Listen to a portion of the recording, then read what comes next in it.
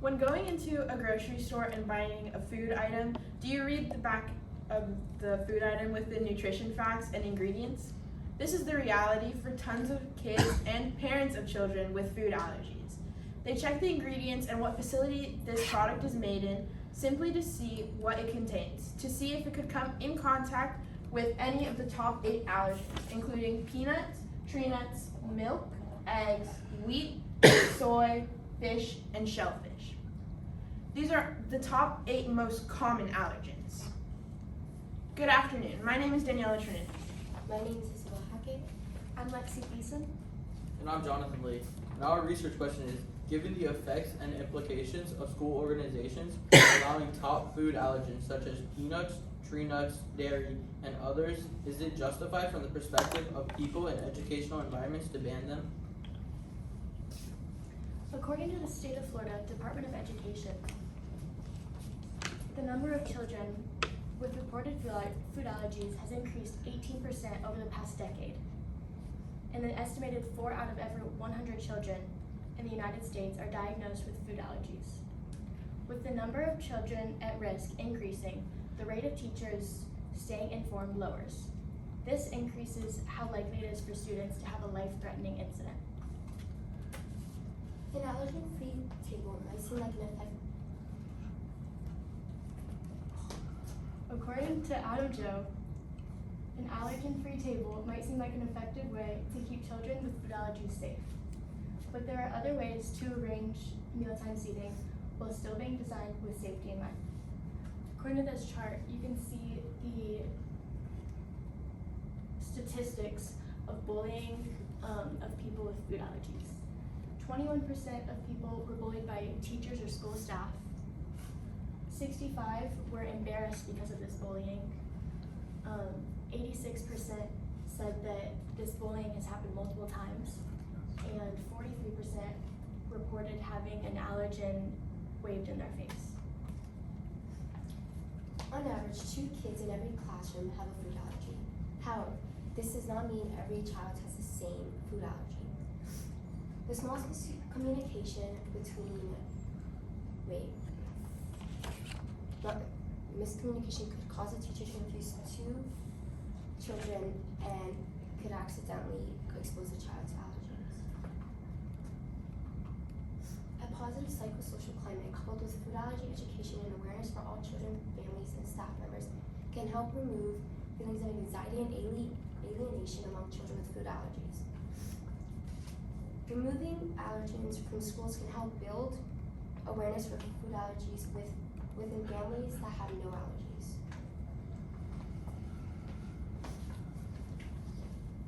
So in the image, statistically, 1 in 13 children are diagnosed with food allergies. 1 in 10 adults are also diagnosed with food allergies. The children are just one of the groups of people in schools affected by food allergies. There is a possibility that a teacher is putting their lives at risk by being allergic to an allergen brought into school.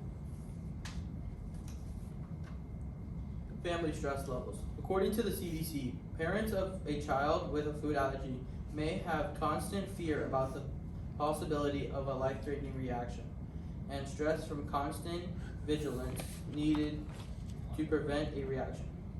This shows that the constant helicoptering as a parent can inflict fear and cause more fear in children, as shown in the graph. According to the Mayo Clinic, anaphylaxis is a severe life-threatening reaction. It can happen in seconds or minutes after you've been exposed to something you're allergic to. These reactions students may experience can cause them to go into extreme shock and cause food-related anxiety. Just the mere exposure to one of these allergens can cause a child to suffer through some of the symptoms of anaphylaxis as shown in this graph.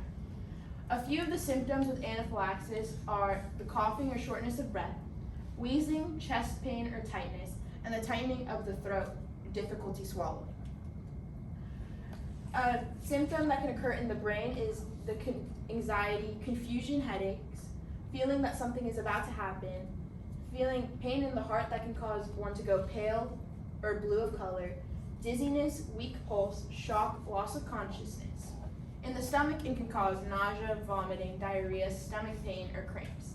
And on the skin, for the physical reaction, it shows hives, swelling, itchiness, widespread redness, and warmth. Not every child shows the same symptoms for anaphylaxis, and it can be hard to decipher when a child is having an allergic reaction or simply being anxious due to the potential exposure to the top 10 allergens. When a child feels anxious, they can also have these same symptoms, and it's difficult to find a way to treat the child when no one can find the exact cause for the allergen.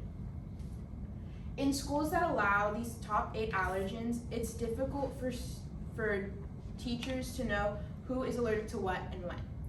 If a child were to have, for example, a substitute teacher that doesn't know the child directly or how the child acts, the signs of anaphylaxis could be difficult to identify and can cause the child to get close to death, because if anaphylaxis is not treated within minutes or seconds, it can end fatally.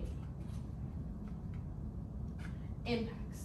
Having food allergens banned in schools protects the children from harmful interactions with allergens.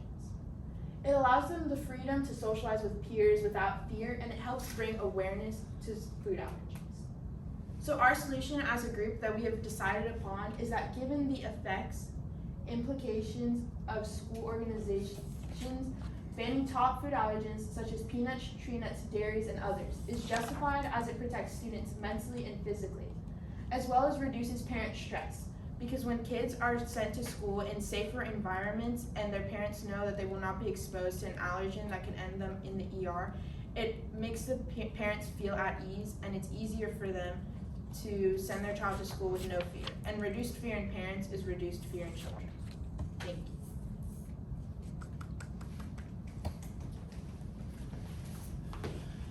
All right, we'll just start here and move our way across.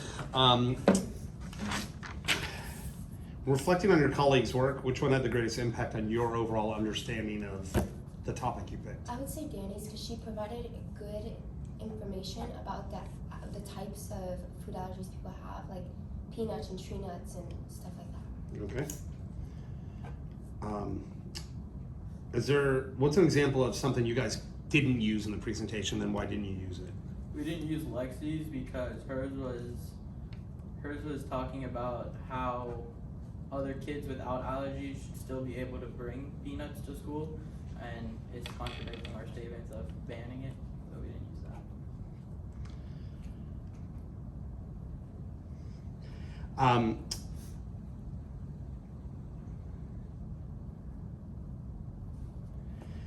So when you think, what's a way in which your team's resolution that you just talked about makes you think differently about the research you did? It makes me think differently about the research I did, because when I researched it, I researched just how it affected students and the students with food allergies. But after coming to the conclusion, I've realized that it affects more than just children with allergies. It affects the school staff, and it also affects parents because it makes it easier overall. And if there was a fifth member of this team, what could they bring to the presentation? They would bring the perspective of the doctors and how just the food allergies impact everyone, and their work as doctors, how to treat it and educate others.